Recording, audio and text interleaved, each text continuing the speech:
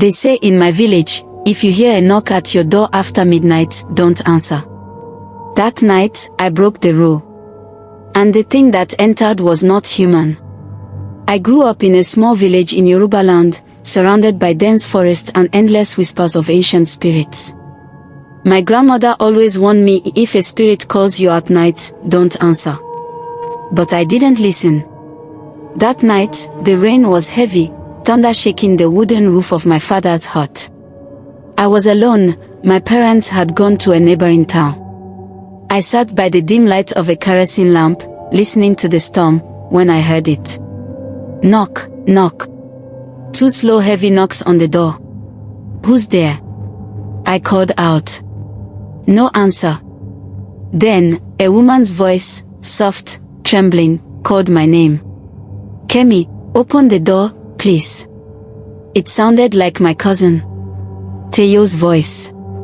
She lived 2 huts away. But why would she be out in this storm? Against every warning, I unbolted the wooden door. Standing there was Teyo, but her eyes were wrong. They were black. Entirely black. And her skin was pale, like she had been drowned in a river. Before I could speak, she stepped inside without permission. And the air grew heavy. The lamp flickered. Then she smiled. But her teeth, they were not human teeth. They were long, sharp, and dripping with something dark. Her voice deepened, echoing like many voices speaking at once. You opened the door, now I am inside. I stumbled back, my heart racing. The shadows in the room began to move, twisting into shapes. They weren't just shadows, they were hands. Long, bony hands crawling towards me. I screamed and reached for the protective charm my grandmother had given me. I threw it at her. The moment it touched her, she shrieked, a high-pitched wail that didn't sound like Teyo at all. The wind inside the hut exploded, and she vanished into a thick black smoke that rushed out the door. That night, I didn't sleep. I sat in the corner, watching the door until the first rays of sunlight touched the floor. When morning came, I walked to Teyo's hut, determined to ask her the truth. But before I could speak, she smiled at me, the exact same smile I saw on the thing in my house. And in that moment, I realized. The demon never left.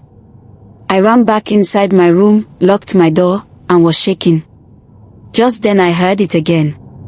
Knock, knock. 2 slow knocks on my window. And a voice whispered, Kemi, you forgot to lock the window.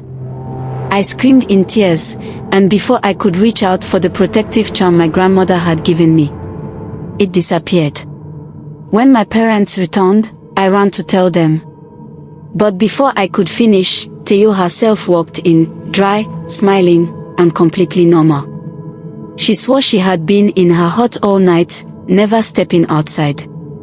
Grandmother only shook her head and whispered to me, Kemi, never open the door after midnight again, because next time, it might not leave. Remember, if you ever hear 2 strange knocks on your door in the middle of the night, don't answer. It might not be a visitor, it might be a demon calling.